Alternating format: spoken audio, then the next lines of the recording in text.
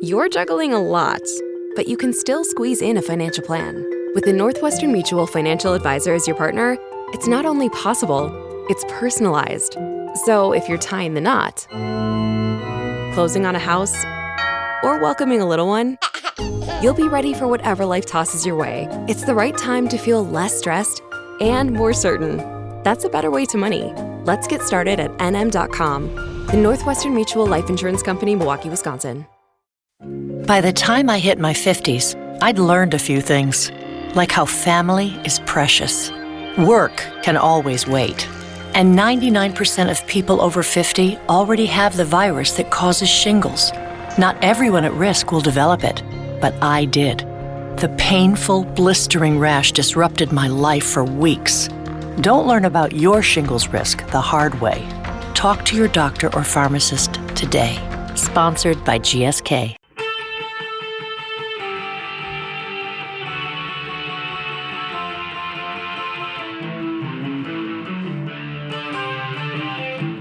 This is the Daily Blast from the New Republic, produced and presented by the DSR Network. I'm your host, Greg Sargent.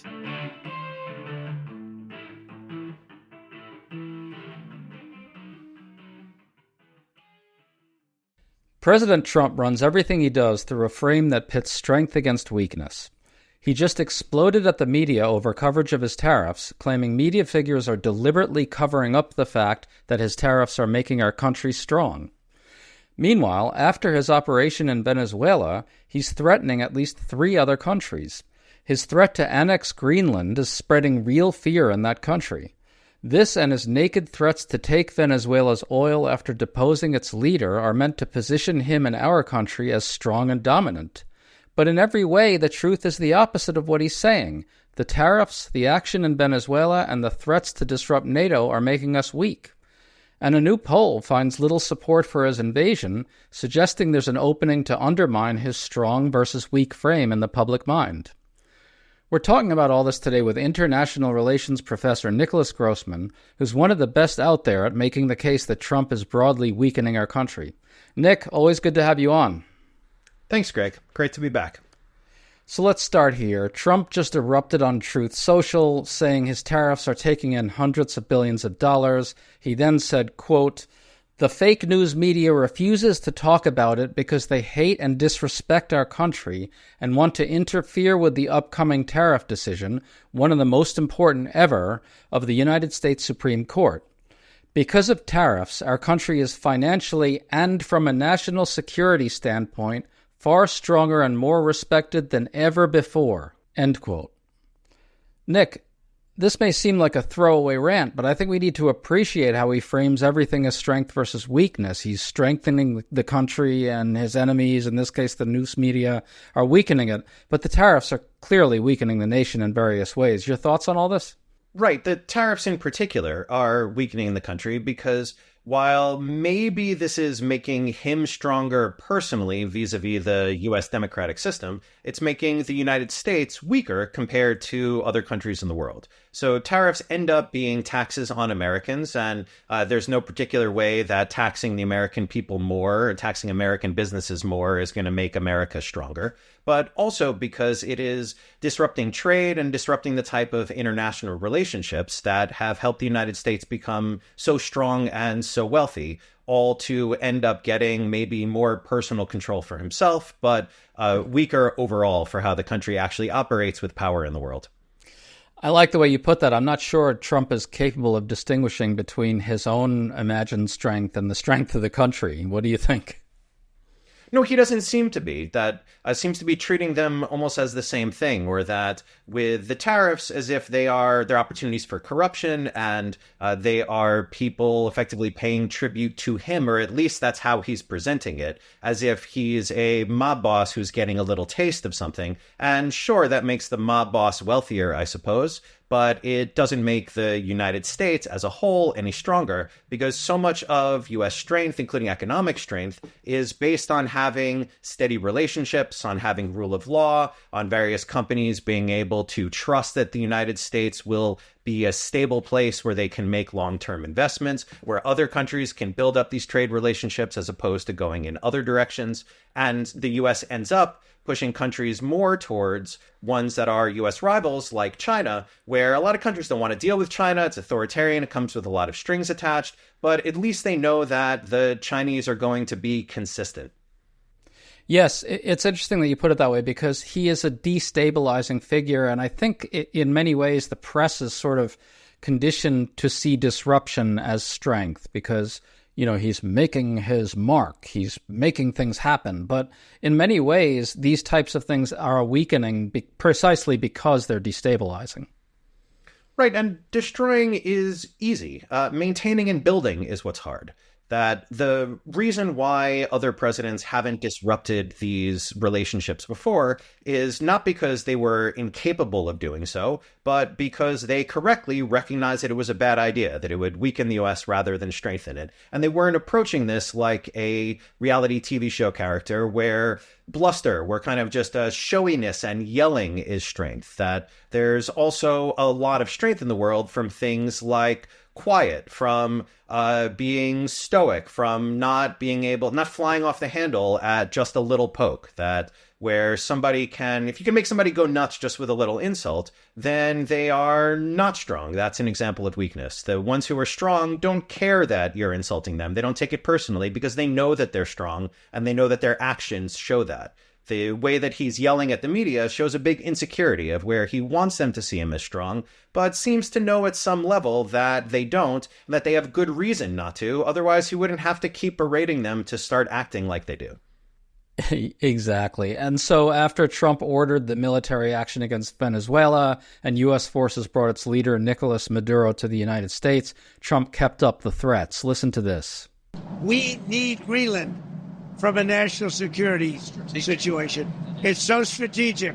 Right now, Greenland is covered with Russian and Chinese ships all over the place. We need Greenland from the standpoint of national security. We need Greenland from the standpoint of national security. And the European Union needs us to have it, and they know that. I think there's something. In addition, Stephen Miller's wife, Katie Miller, tweeted a graphic of Greenland as an American flag with the word soon, implying an American takeover of Greenland. Nick, this too is about creating the illusion of a certain type of strength. He's depicting the seizing of Greenland as both a strong act in and of itself, but also as something that would strengthen the country. How seriously do you take the actual threat at this point? And is there any way this strengthens us? I think we have to take it pretty seriously. That it was something where when he first said it, even reacted then of the United States hasn't taken moves in that direction, which would be, actual physical moves such as military movements, which would be the important thing to watch out for. But even making that type of threat undermines the solidarity that underpins alliances. In Greenland is part of Denmark, and Denmark is in NATO. Denmark has been a valuable U.S. ally.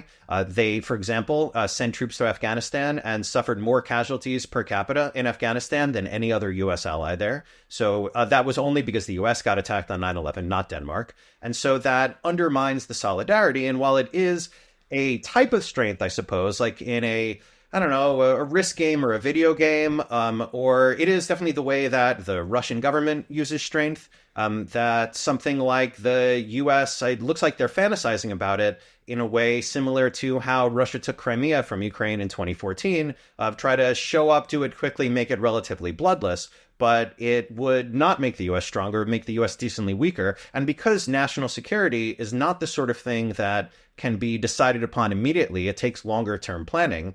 Denmark and the Europeans are right to take it seriously because they can't afford the possibility that it's not. There's an irony here that I think is worth appreciating.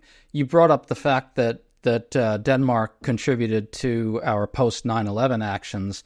Now, Trump likes the idea that he's not reciprocating, that he's essentially taking what Denmark did and just pocketing it and saying, screw off, we don't owe you anything at all. He thinks that's strength because he confuses rapaciousness and thievery with strength in a way. What do you think of that? That's the sort of thing that works only in a one-time interaction. So I guess he's as a business person, he goes and he screws over some contractors that he's working with. And there are so many contractors that there was always another one who would come along and be tempted by whatever offer he was making, and maybe they think they're different or who knows what. A similar thing happened with banks, that he would go bankruptcy, he would stiff various loans, but then he went internationally, and this was part of how he got a bunch of business ties in Russia, was by other banks not really willing to lend to him, but Russian banks would. So there was always somebody else. With countries, it doesn't work that way because they're a much more limited number of countries, and the interactions between countries keep on going. The world keeps spinning. And so, the US screws over Denmark now, and it manages to maybe, let's say, hypothetically, get some land as a result. But the US already has military basing rights on Greenland, has a US military base there, has had there since the 1950s, because Denmark is an ally and allows it. And the United States already has a good economic relationship and the ability of American companies to go into Greenland and do things like, for example, develop natural resources, because the locals there and the government trust the United States and trust that a long-term relationship will be something worth entering into, and that will make benefits for both. And while the United States is dealing with Denmark in that regard, who is the US really competing against? It's not a country like Denmark. It is large rival powers like, say, China or possibly Russia, or a smaller country like Iran or North Korea. Those are America's competitors in the world. And working with Denmark against a country like, say, China, or working with a country like Denmark on a shared problem like terrorism, leaves the United States a lot stronger, more capable of dealing with those problems and of advancing its interests in the world than if it is the US alone picking fights with everybody at once while still trying to compete with other countries like, say, China. To stay up to date on all the news that you need to know, there's no better place than right here on the DSR network. And there's no better way to enjoy the DSR network than by becoming a member. Members enjoy an ad-free listening experience, access to our Discord community, exclusive content, early episode access, and more. Use code DSR26 for a 25% off discount on sign-up at thedsrnetwork.com. That's code DSR26 at thedsrnetwork.com/buy. Thank you, and enjoy the show.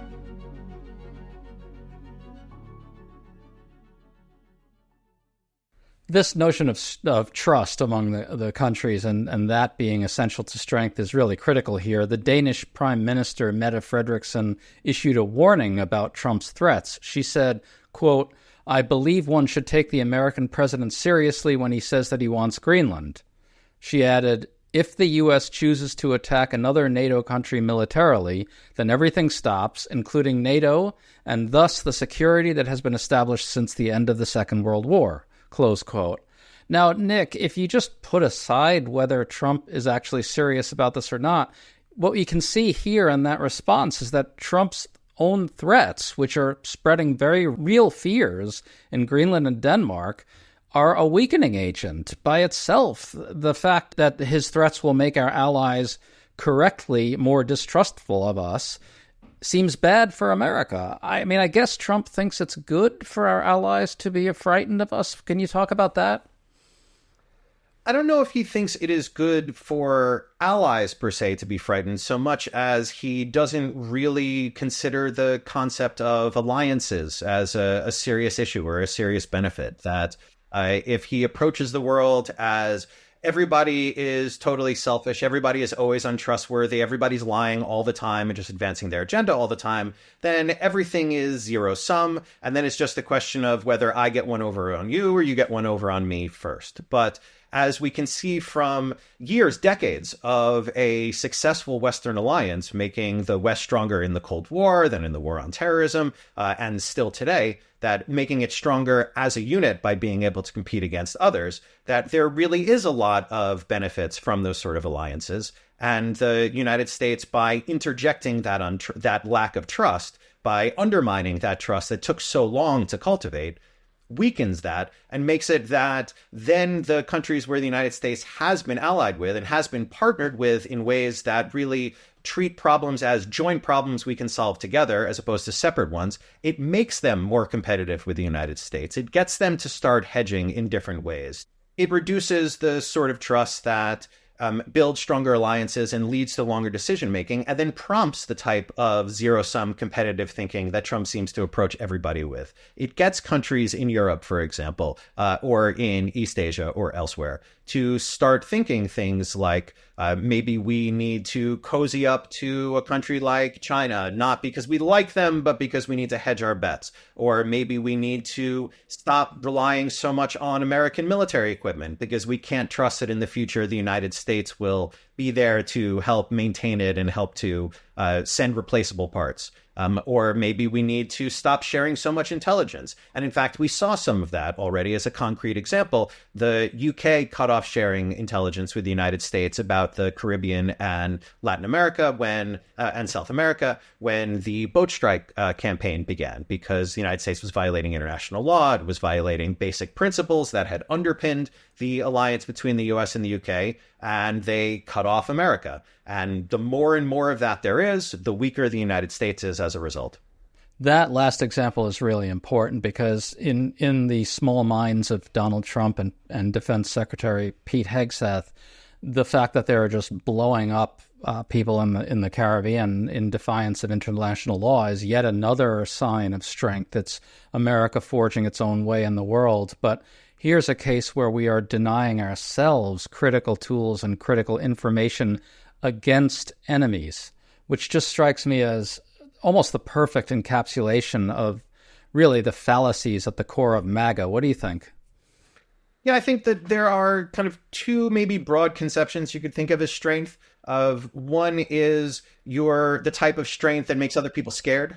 And another one is the type of strength that makes other people want to follow, that makes other people trust you and want to follow. And the United States became the world's premier power by a mix of those type of strengths, but especially by cultivating that type of you can trust us, you want to follow us. The type of world we're trying to build is one that you would prefer over the alternatives. And this is in hard power, U.S. basing rights all over the place, and mentioned intelligence sharing and a lot of military partnerships, and where the U.S. hadn't fought a war in 100 years that didn't have, for example, Australian troops helping out. And a number of other countries allowing flyovers and just other things that when it comes to, say, a country like Russia, where they reflexively say no, where they don't allow it. And so the type of strength of where everybody's afraid of you, that is sort of like a reality show with the bluster, or it's like a playground bully. It's the type of strength that can destroy, but can't really build anything lasting. That, maybe it can get other people. It's Putin's type of strength also, that it's a type of strength where, he can hold tight power inside Russia, but he was unable to keep his ally Assad in power in Syria, has been unable to take over Ukraine, unable to develop the Russian economy outside of the oil industry, and falling behind a number of other countries over the last decade or two because they can't build those relationships and they can't build that trust that allows countries to really be strong and advance. All they have is that fear and others recognizing, that guy is scary, but no, I don't want anything to do with him. I won't work with him. I'm not going to try to build something together. So well said. There's a new Washington Post poll, by the way, finding that only 40% of Americans approve of the decision to capture Maduro by military force versus 42% who disapprove. And only 37% say this was appropriate without congressional approval, while 63% say it wasn't. And a plurality, 45% oppose the U.S. taking control of Venezuela. Nick, there was a time when Americans reflexively would see military action through a strong versus weak frame, making people very reluctant to criticize it, at least at the outset. I really wonder whether Trump has broken that dynamic, though. He's such a reckless figure that maybe that old rule doesn't apply. Is that too optimistic? No, I don't think so. Those numbers are remarkably low. That So if you want to contrast it, for example, with the lead up to the Iraq War, that was over 60% approval and disapproval down in the 30s. You had almost 2-to-1 that was supportive of it. There was widespread support and praise when the United States captured Saddam Hussein. There was largely a positive sentiment in Trump's first term when the U.S. killed the Iranian general Qasem Soleimani. And it stands out with such a tactically successful action that's separate from the questions of strategy. But as far as military operations go, this was relatively clean and low cost. That you can compare it to something like, say, the Black Hawk Down incident in Somalia, where U.S. forces in 1990s tried to capture a Somali warlord, failed to capture him, ended up having to try to fight their way out of a mob, killed hundreds of people, and still all the Americans there got killed in the process. So by comparison, Americans often react negatively when Americans get killed abroad, or when America has some sort of embarrassing failure tactically. And so to see so many people, such a close, almost 50-50, slightly negative reaction to this action in Venezuela, shows how much Trump's recklessness has changed the American perspective on this. We would usually expect to see, some caveats, but overall, a positive impression of something where Maduro, while removing him will destabilize the situation, was a repressive leader, had violated a lot of human rights, was just overall a bad guy, someone who'd been under U.S. sanction for a while. But the reaction from a lot of the American public, and possibly this is reflecting some of the lessons of the Iraq War too, is showing that merely removing somebody because he is bad does not necessarily make the situation better. And if the U.S. ends up either having to follow on in Venezuela with more force, with any sort of occupation, or with just removing the head of state and creating destabilization without removing the actual regime and all its underlings, either way, that, yes, sure, that got rid of a bad guy, but it is destabilizing the situation, not benefiting it, and overall ruining some of those relationships that the United States has that will then lead to the U.S. being weaker, not stronger, just because this one dictator is no longer there. Well, it seems like, broadly speaking, there's an opening to challenge Trump's overall framing of himself as a strong leader on all these fronts. He's a weak, addled, failing, deteriorating figure, and the kidnapping of a foreign head of state, no matter how flawlessly executed by U.S. forces, doesn't change that. And I wonder if there's a way for liberals and Democrats to just go frontally at that and just take the strong versus weak frame away from him and take it for themselves and say actual strength looks like X, Y, and Z. What do you think? Is that possible?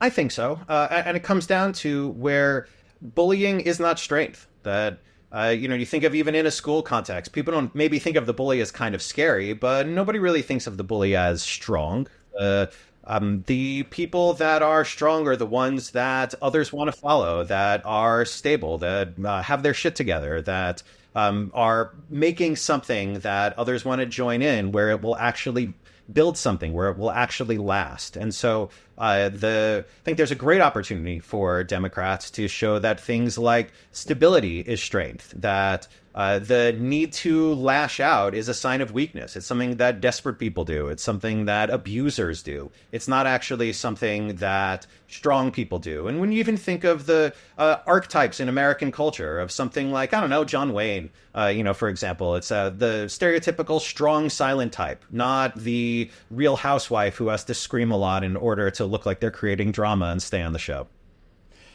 Nicholas Grossman, that was all very beautifully said. I hope Democrats are listening.